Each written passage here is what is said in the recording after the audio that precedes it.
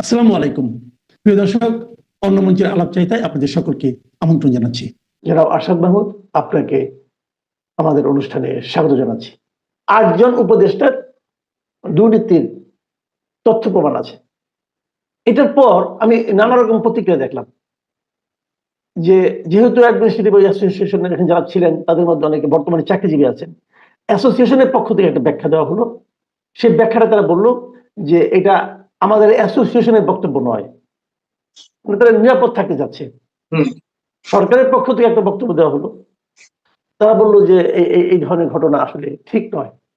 নানা ধরনের আলোচনা হচ্ছে। বিএনপিও দেখলাম, বিএনপি যে ফখরুল দেখলাম একটা কথা বলতে, যে তাদের নাকি এই উপদেষ্টা পরিষদের উপর পূর্ণ আস্থা আছে।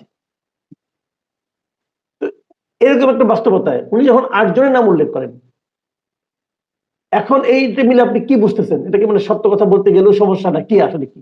না, এটা তো ব্যাপারটা তো একদম পরিষ্কার যে এখন ইউনূস সাহেবের বা তার অন্তর্বর্তী সরকারের যে অবস্থা, মানে লেজে গবরের অবস্থা, এখন তারা কোনো দিকে সামাল দিতে পারছে না। এই যে আব্দুল সাত্তার, আমার নামটা মনে আছে, এই প্রাক্তন সরকারি কর্মকর্তা, তিনি পাবলিকলি এই কথাটা বলেছেন। এই সরকারের যে কার্যকলাপ, আপনি হয়তো সরকার থেকে বলছে এটা ঠিক না, অ্যাসোসিয়েশন থেকে স্বাভাবিকভাবে বলেছে এটা আমাদের বক্তব্য না, বিএনপি যেটা বলছে সেটা, কিন্তু তারপরেও সারা মানুষ এটা বিশ্বাস করছে। এখন আপনি বলবেন যে আপনি সারা মানুষের সাথে কথা বলছেন। না, আমি কথা বলি নাই, কিন্তু কিভাবে বোঝা যায়? যে আপনি যদি ১০ জনের সঙ্গে কথা বলেন, ১০ জনের মধ্যে ৯ জনই যদি বলে যে এই সরকারের কার্যকলাপ প্রশ্নবিদ্ধ এবং নানান সন্দেহ হয়, তারাও দুর্নীতির মধ্যে নেমেছে, তো সেইভাবেই আমি মানে অ্যাসিউম করতে পারি যে মানুষ এটা বিশ্বাস করছে। এখন আপনি যত রিবার্টাল দেন, যত রিজাল্ট চিৎকার করে বলেন যে এগুলো সত্য না, কিন্তু মানুষ তো বিশ্বাস করছে এটা ঠিক। তাহলে উনি যে এত বড় একটা চ্যালেঞ্জ দিলেন একটা পাবলিক ফোরামে, অফিসার্স ক্লাবের মতো মানে সংগঠনের ইয়ে, তো আপনি এখন এটাকে মুখে আপনি দপ্তর চিৎকারই করেন, কিন্তু আপনার তো পারপাস সার্ভ হচ্ছে না, মানুষ তো বিশ্বাস করতেছে এটাই সত্য। এবং এই সরকার যে দুর্নীতি করছে, এখন হাতে কলমে আমরা এটার প্রমাণ পাই নাই, কিন্তু বিভিন্ন ক্ষেত্রে দেখা যাচ্ছে কি যে বিভিন্ন উপদেশ শুনতে পাচ্ছি, বিভিন্ন জায়গায় ফেসবুকেও দেখতেছেন, মানুষের মুখে মুখে যে কয়েকজন উপদেষ্টা মামলাবাজির ইয়েতে নামছে, দুর্নীতিতে নামছে। একজনের নামে মামলা দেয়, তারপর তাহলে তুমি কত টাকা দিবা, একে বর্ডার পার করে দিবা, তুমি কত টাকা দিবা। এর মধ্যে এই ছাত্র যারা ছিল উপদেষ্টা, তাদের নাম বেশি করে আসছে, বা এই জাতীয় নাগরিক পার্টির যারা নেতা নেত্রী, তাদের কথা প্রায় আমরা শুনতে পাচ্ছি। এবং এখন দেখেন সবচেয়ে ইন্টারেস্টিং ব্যাপার হলো এবং দুঃখজনক ব্যাপার যে এই জাতীয় নাগরিক পার্টি এখন তাদের মানে ২ জন অন্তত আমি দেখলাম যে তাদের এই সরকারের খুব পাবলিকলি তাদের সমালোচনা করছে। যে সামান্থা শারমিন যে মেয়েটা, সে তো একদম পাবলিকলি বললো সেদিন যে উনি তো আসছে এই মানে ওনার নিজের আখের বুঝাইতে, যে কথাগুলো আমরা অনেকদিন থেকে বলে আসছি। উনি তার বিরুদ্ধে মামলা প্রত্যাহার করে নিচ্ছেন নির্বাহী আদেশে, নোবেলের উপরে কোনো কর দেওয়া লাগবে না, এটা নির্বাহিত আছে। উনি ম্যান পাওয়ারের লাইসেন্স, মানে আমরা যে কথাগুলো সবসময় যেটা বলি আর কি। তো এখন জাতীয় নাগরিক পার্টির প্রথম শ্রেণীর একজন নেতা বা নেত্রীর কাছ থেকে এরকম কথা শুনতে পাচ্ছি। হাসনাত আব্দুল্লাহ কয়েকদিন আগেই বললো যে উনি তো যে নিয়োগগুলা দিছে ওনার পছন্দের সমস্ত লোকজন, যেমন তার মধ্যে স্বাস্থ্য উপদেষ্টার কথা বললো, যে তার যে কাজটা কি এটাই আমরা জানি, তাকে কোথাও দেখা যায় না। কিন্তু এগুলো তো দুর্নীতি এই জন্য যে এটা ইউনূস সাহেবের বাপের পয়সা তো না, বা ওনার নিজের পকেট থেকে তো তাদের বেতন ভাতা দেয় না, দিচ্ছে তো আমাদের মতো ট্যাক্স পেয়ারের টাকা। তো তাহলে এই যে জবাবদিহিতা যদি না থাকে, এবং সবচেয়ে আশ্চর্য ব্যাপার, উনি কিন্তু টোটালি মানে এই ব্যাপারে কোন রকম কোনো উচ্চবাচ্য করেন না, কিংবা তার এই যে প্রপাগান্ডা উইং যেটা আছে, যার নাম প্রেস উইং বলে, সেখান থেকেও কিন্তু এই ধরনের কোনো কথাবার্তা বা তার একটা জবাব দেওয়া যে আচ্ছা ঠিক আছে, হাসনাত আব্দুল্লাহ এই কথাটা বলছে, এটা তো সেটা একটা ইম্পর্টেন্ট লোক এই গভর্নমেন্টের, তো তার স্টাফ এটা বলি, ওগুলা বলবে না। সামান্তা শারমিন যে এত বড় কথা বললো, সেখানেও তাদের কোনো, তারা চুপচাপ। এই প্রসঙ্গে আর একটা কথা বলি, মানে এই চুপচাপ থাকার যে ব্যাপারটা, এটা কি তাহলে ওইটা ওরা ওই ফর্মুলায় গেছেন যে বোবার কোনো শত্রু নাই, চুপ করে থাকি? না, প্রথম কথা হলো যে এদের তো বলার কিছু নাই, তারপর তারা জানে যে এই দুর্নীতিগুলো তারা করেছে। যেমন ইউনূস সাহেবের নিজের কথাই ধরেন, উনি প্রথমে এসে খালি নিজের যে সুবিধাগুলো সেগুলো উনি করতো। এগুলো তো দুর্নীতির পর্যায়ে পড়ে না। আপনি যদি মানে আদম ব্যাপারীর লাইসেন্স নেন, মানে এই খাতটাকে সম্পূর্ণ উচিত ছিল কি, যদি সত্যিকার অর্থে দেশপ্রেমিক সরকার হতো বা এই দেশের মঙ্গল যদি উনি চাইতেন, তাহলে বলতেন যে এইটা একটা মানে থরলি দুর্নীতিগ্রস্ত একটা সেক্টর, এইখানে যাতে আমরা এমন কিছু করব যাতে করে মানুষের এই যে গরিব যারা জমি জাতি বিক্রি করে বিদেশে যায় তারা যাতে প্রতারিত না হয়, তারা যাতে ভালোভাবে থাকতে পারে ওখানে। সেদিকে উনি না যে দেখলো যে এখানে হাজার হাজার কোটি টাকার ব্যবসা, অর্থাৎ ওটার একটা ভাগ আমার নিতে হবে, একটা লাইসেন্স নেওয়া।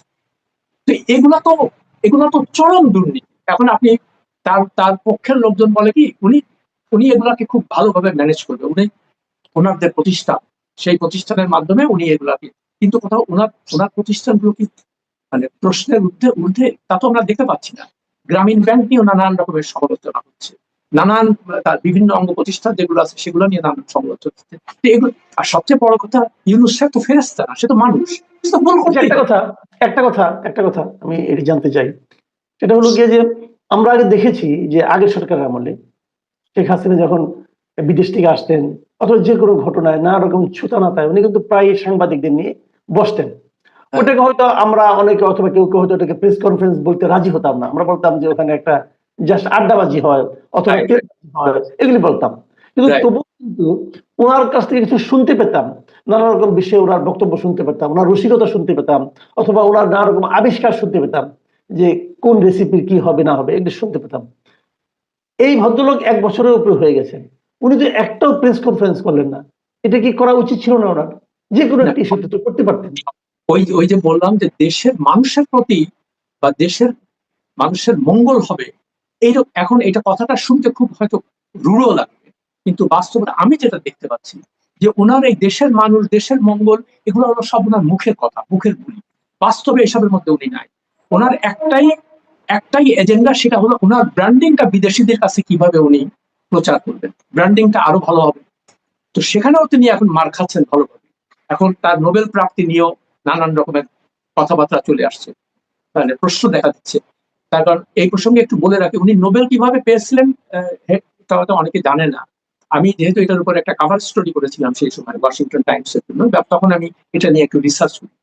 তো তখন যখন ওনার নাম ঘোষণা হয়েছিল তখন কিন্তু খুব বিতর্ক হয়েছিল যে উনি তো অর্থনীতিবিদ, উনি শান্তির জন্য কি করছেন যে আপনি তাকে শান্তির জন্য পুরস্কার দিবেন।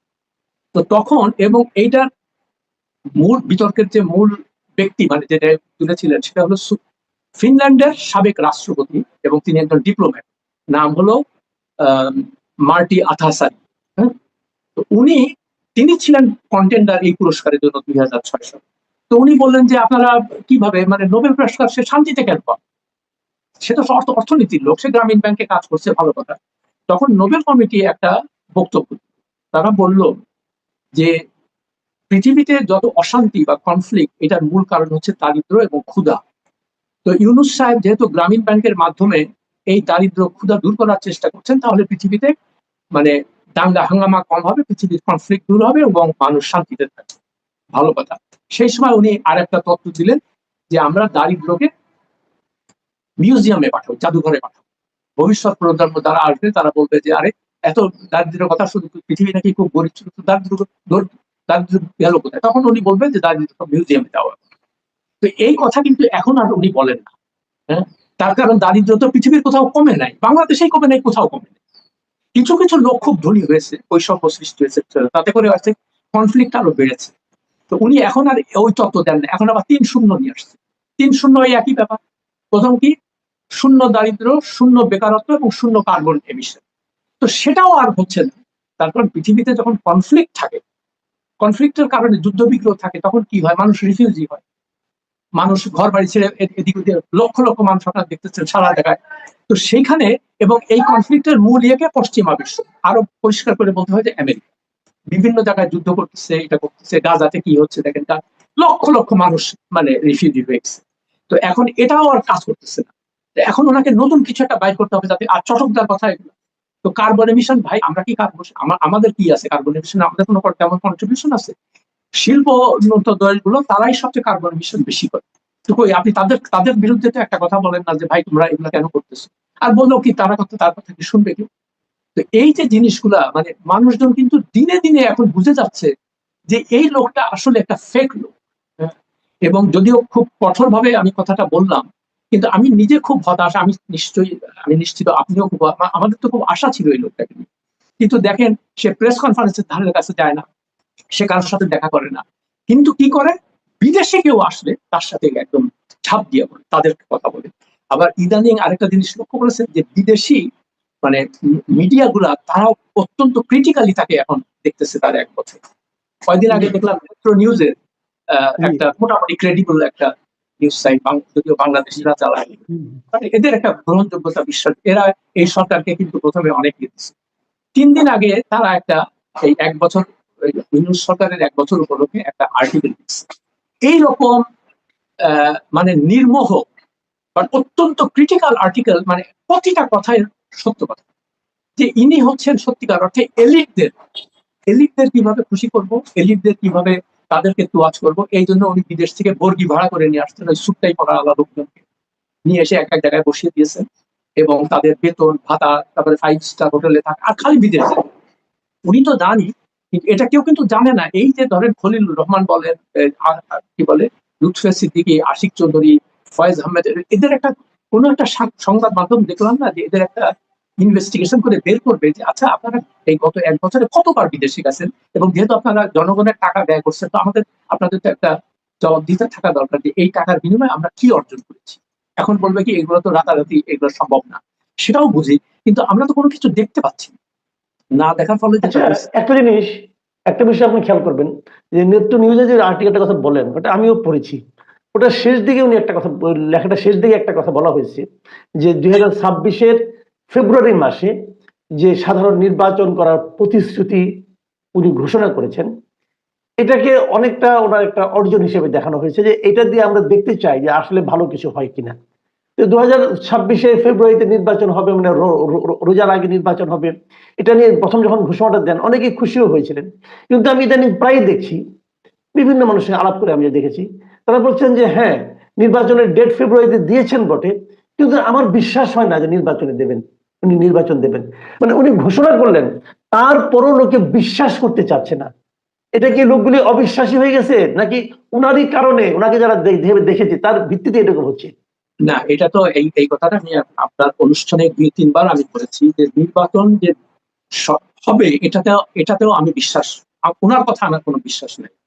উনি খালি মানে ছল চাতুরি করে কতদিন দীর্ঘদিন থাকা যায় আর এই সুযোগ সুবিধা মানুষ যে এখন সন্দেহ করছে, তারপর মানুষের তো তার উপর আর কোনো বিশ্বাস নাই।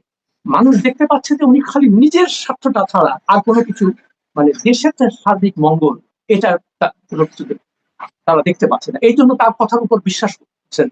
আর ধরেন, যদিও ধরে নি তর্কের খাতিরে হ্যাঁ ইলেকশন একটা হবে, কিন্তু ইলেকশন যে হবে সেটারও মানে কোনো গ্রহতে তেমন কোনো মানে ব্যাপক গ্রহণযোগ্যতা থাকবে কিনা, তার কারণ আওয়ামী লীগকে আপনি মাঠে নামতে দিবেন। আমি আওয়ামী লীগের কোনো পক্ষের লোক না, এটা আপনি নিশ্চয়ই জানেন, আমি বহু লেখা লিখেছি।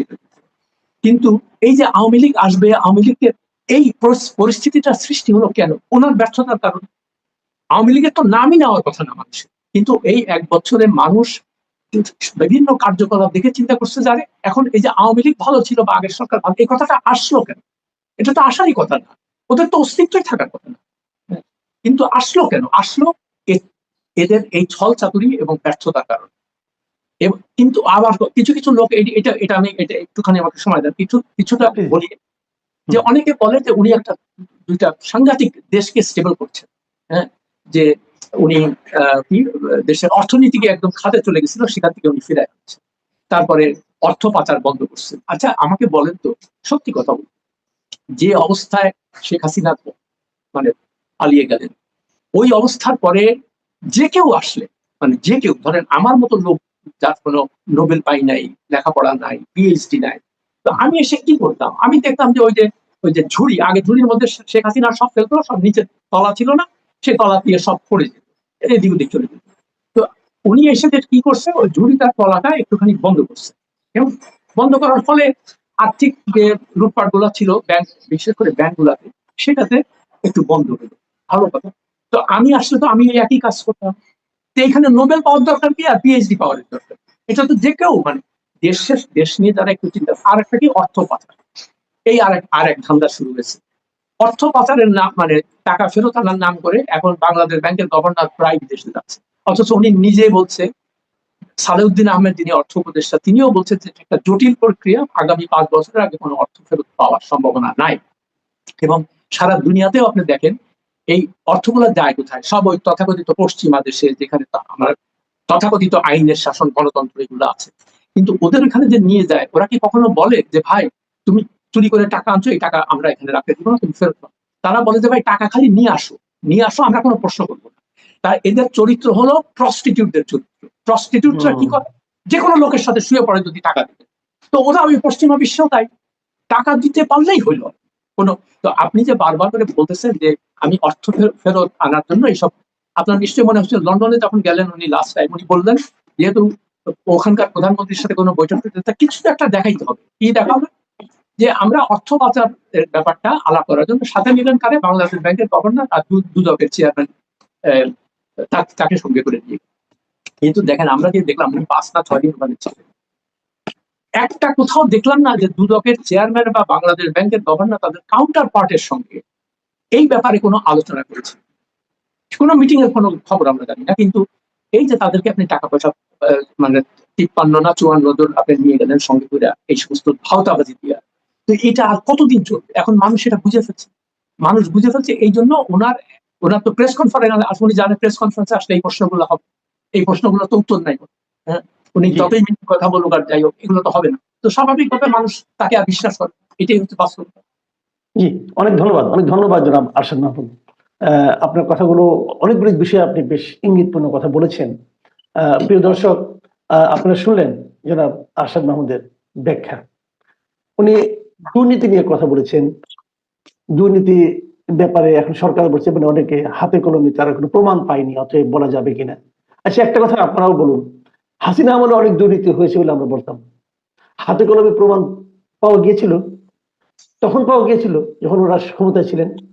পরে কিন্তু সেই স্পেকুলেশনগুলি সত্য বলে ধীরে ধীরে যখন তারা ক্ষমতা থেকে চলে গেলেন তখন পাওয়া যাচ্ছে। এরাও ক্ষমতা থেকে চলে গেলে হয়তো সেগুলো পাওয়া যাবে, কারণ পাবলিক পারসেপশনটা না মারাত্মক। সেই জিনিসগুলো কিন্তু আমাদেরকে গুরুত্ব দিয়ে ভাবতে হবে। ডক্টর ইউনূস সম্পর্কে আসাদ মাহমুদ সাহেব যে ব্যাখ্যা দিলেন, ওনার সঙ্গে তার ব্যক্তিগত পরিচয় ছিল, ওনার অভিজ্ঞতা আমাদের চেয়ে অনেক বেশি, ওনার অবজারভেশন ক্যাপাসিটি আমাদের চেয়ে অনেক বেশি, সেগুলো আমরা এখন কিন্তু মিলিয়ে দিচ্ছি। উনি হয়তো আগে দেখেছেন, আমরা এখন দেশের সমস্ত মানুষ অনেকে দেখছি যে উনি আসলে করছেনটা কি। এবং যে কথাটা বলে আমি শেষ করব, যে উনি এই যে আপনি যে ইংল্যান্ডে যে ওনার যাওয়ার কথা বলেন, সেখানে উনি কিন্তু এই দেশের মানুষকে একটা বড় ধরনের অপমান করে এসেছেন। আপনি মনে আসছে চেতন হজের সেই ইন্টারভিউতে উনি কিন্তু বলেছিলেন যে বাংলাদেশের মানুষের কাছ থেকে, ভোটারের কাছ থেকে টাকা দিয়ে ভোট কেনা যায়, টাকা দিলেই তারা ভোট দিয়ে দেয়। তো এই ধরনের আমাদের দেশের ভোটারদের সম্পর্কে, সাধারণ মানুষ সম্পর্কে এই ধরনের যে চিন্তা, মূল্যায়ন, উনি আমাদের সামনে নির্বাচন দিচ্ছেন, আমরা জানি না কতটুকু কি হবে। আসাদ মাহমুদ সাহেব আরো একটা কথা বলেন, আওয়ামী লীগের কথা কিন্তু মানুষ এখন উচ্চারণ করছে, এটাও আমাদের মাথায় রাখতে হবে। প্রিয় দর্শক, এখন এ পর্যন্তই।